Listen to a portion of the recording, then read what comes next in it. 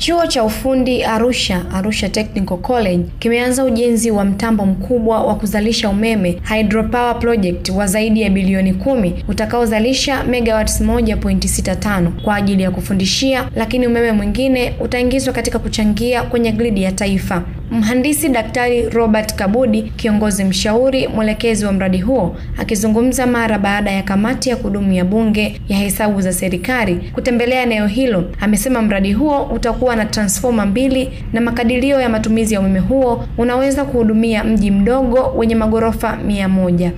Naitwa Mhandisi Daktari Robert Kabudi, kiongozi mshauri elekezi wa huu mradi. Kwa haraka, huu mradi ambao ni awamu ya kwanza ya mradi wa kuletwa hydropower project umeanza rasmi kujengwa tarehe 13 Mei mwaka jana 2024. Ni mradi wa miezi 17, tutaumaliza tarehe 13 Oktoba 2025. Hali ya mradi inakwenda vizuri. Kwa hapa site kazi mnayoona nyuma tuko 20%, lakini kama ilivyo kunga ya miradi ya hydropower, kazi kubwa ni mitambo inayotengenezwa nje. Mitambo inayotengenezwa nje iko tayari kwa 95%, imesogezwa bandarini kule China. Ikiteremka hali itakwenda kuwa ni vizuri zaidi. Kwa hiyo mradi unaendelea vizuri kabisa. Nipe sura hiyo moja kwa moja. Mradi huu kwa leo tunaita kwamba ni Kikuletwa 1 hydropower project. Tukiukamilisha, neno project litaondoka, litakuwa ni plant. Ina maana kwamba ni kiwanda. Lakini kwa chuo hiki ni kiwanda cha kufundishia. Teaching factory ni kiwanda cha kufundishia. Kwa hiyo hayo mawili miyashike. Moja, nimetumia neno teaching factory kwa uzito. Hiyo ndio elimu ya mkono. Unapomfundisha mtu kupika mandazi, usipike ya majaribio. Mimi nimesoma Arusha Technical College, ni kwamba tulikuwa tunaanza kuchonga chuma, mwisho wa siku kinakuwa ni kufuri. Unamfundisha mtu kwa kitu ambacho kinafanya kazi. Na mfano huu tuuchukue kwenye vyuo vya madaktari. Anakwenda kutibia wagonjwa. Anapokuwa pale akiwa anafundishwa kama nesi, akimpiga sindano mgonjwa amemtibia.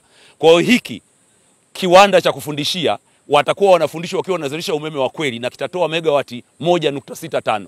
Ndiyo tafsiri ya teaching factory. Ya kwamba unafundisha lakini kinatoa kitu cha kweli, sio kitu cha majaribio cha kutupa. Tutatoa matoi. Tutatoa kitu cha kweli ambao huo umeme unaingia kwenye gridi. Sasa sifa zote za umeme kwenye gridi ndio huu mradi. Toa picha haraka. Moja, huu mradi tutakuwa na transformer 2. Ya kwanza itakuwa inaingiza kwa chuo chenyewe, lakini chuo kwa kawaida kina matumizi kidogo. Umeme ambao ndio mwingi sana unaobakia tutaingiza kwenye gridi ya taifa. Kwa hiyo tutachangia kwenye gridi ya taifa. Hizi mnazozitaja namba zote ni kwamba tutakuwa tumeingiza megawati 1.65. Sasa labda niwape makadirio ya haraka ya megawati 6.65 inatumika wapi. Megawati 1.65 ni mji kadogo kenye magorofa yapatayo 100. Kwa hiyo ukiangalia vivi ya jirani hivi, unganisha picha yako ya haraka ya magorofa 100, ndipo umeme utakapotumika. Kwa hiyo yote mwenye kiwanda kukamua nyanya kanini, ni umeme huu anaweza kautumia. Lakini ni umeme unaotosha mji kadogo ka wastani wa magorofa makubwa 100. Moja kwa moja unapoingiza kwenye gridi ya taifa kunakuwa na makubaliano na TANESCO, kwa sababu nchi hii mgavi wa umeme ni TANESCO pekee. Lakini hiki hakitaka chuo cha kwanza kuingiza umeme kumuzia TANESCO. Nendeni Njombe, nendeni watu. Kuna watu ambao wana planti zao. Ni kwamba unazalisha umeme, mnaweka mita, unaoingiza, unamuzia TANESCO. Kwa hiyo hicho nilichosema kwamba unaingiza kwenye gridi ya taifa ni biashara moja kwa moja. Mwenyekiti wa kamati ya kudumu ya Bunge ya hesabu za serikali, Japhet Hasunga, amepongeza hatua hiyo iliyofikiwa, huku akitaka kufanyika haraka upatikanaji wa samani pamoja na vitu muhimu katika kampasi hiyo. Mdhibiti amefanya kazi yake. Tumeisikiliza ripoti yake, tulishaisikiliza huko tulikotoka. Tumelinganisha na mlioisema. Tumeona vinalingana. Kwa hiyo hapo hatuna ugomvi, hatuna mashaka. Tunasema mambo yanafanana. Tunawapongeza sana mdhibiti na mkaguzi mkuu wa hesabu za serikali. Kazi ni nzuri, tunawashukuru sana. Sasa ndugu zangu, sisi tunaomba na tunawaagiza. Mle tumeona mabweni yapo, yamejengwa vizuri, yamependeza. Isichukue muda mrefu samani zikapatikana. Maana hapa watu wanaanza kaanza kusema samani sijui, najua tunasubiri samani mpaka ikapita miaka 3-4 majengo hayatumiki, yanaanza kuchakaa kwa sababu ya hilo. Tunataka samani ziwepo, tunataka mitambo iwepo, tunataka vifaa vya kufundishia vya kisasa viwepo. Hilo ndio tunalotaka. Na tutapenda wakati wa ufafanuzi mnapotufafanulia zile fedha mlizosema mmepata milioni $3, Je, ni sehemu ya hii au ni nyongeza ya huu mradi? Venance Potas, mbunge wa jimbo la Igalula ambaye ni mjumbe wa kamati hiyo, amesema ni muhimu wanafunzi kufundishwa kwa vitendo, huku akimpongeza Rais Daktari Samia Suluhu Hassan kwa mradi huo. Hii ni News Update Media, mimi ni Gladness Joseph. Kwa majina naitwa Venance Daudi Potas, ni mbunge wa jimbo la Igalula. Leo tuko katika chuo chetu hiki cha Arusha Technical College, lakini vile tumeshuka kule chini tumeona uzalishaji ambao wanajenga, serikali inajenga uzalishaji wa kutumia maji, hydropower, ambayo itasaidia kuzalisha umeme ambao utafuliwa katika maeneo yetu ya nchi.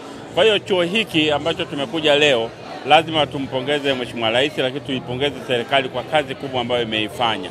Na sisi kama wanasiasa, viongozi, vijana, kwa hili ambalo lilofanya, na hawa vijana waliopo hapa, twende tukahamasisha wazazi. Sasa watoto wetu tusiwakalilishe kwenda kusoma kozi ambazo watakwenda mtaani kwenda kutafuta ajira. Tuwaelimishe sasa kwenda kutafuta kozi ambayo watakwenda kujiajiri.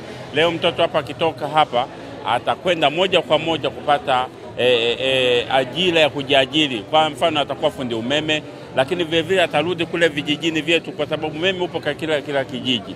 Kule vijiji vyetu wana shida kubwa ya unakuta tu umeme umekatika kwa sababu ya fuse imekatika. Mwananchi anapata shida kwa siku 4-5, lakini kuwepo na wataalamu wetu kwenye vijiji angalau itatuwia kazi. Kwa hiyo tuongeze kasi ya kuleta watoto wetu.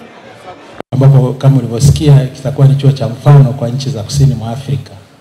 Kwa hiyo sisi tuna cha ziada na tunawashukuru waliosimamia huu ujenzi. Tunaona wamesimamia kwa kiasi kubwa. Tumepata mafanikio makubwa, majengo yamekamilika, lakini kama tulivyosema hapa, changamoto ambayo naiona ni accessibility ya hapa. Kwa labda nikuomba tu kwamba barabara hii iweze kukamilika kutoka kule kilomita kama 15 ili paweze kufikika kiurahisi zaidi. Naiona ndio changamoto. Otherwise kwa tunawashukuruni sana. Na kwa naniambia hapa kuna additional financing ambayo tumepewa tena ya 3.5 million US dollar, ambapo tukiangalia 90% itakwenda kwenye mitambo na 10% itakwenda kwenye vifaa vya kufundishia. Kwa hiyo naona tumejipanga. Tunaenda kuishukuru serikali yetu, tunaamini chuo kitakuwa chuo cha mfano. Asante sana. Jumla ya gharama za ujenzi wa majengo ni bilioni 32 na utengenezaji wa thamani ni 0 kwa sababu bado alikuwa kama katika phase.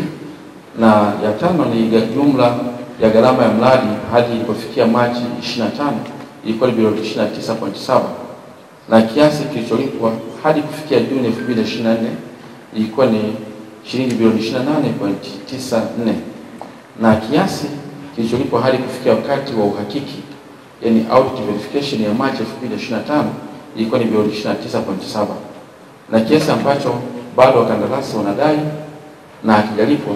Namshukuru Mungu kwa mpaka sasa hivi wakandarasi tumeshilipa vyote ni 0, maana yake hawatodai chochote. Na mpaka ukamilika kwa huu mradi ni kama bilioni 7.8.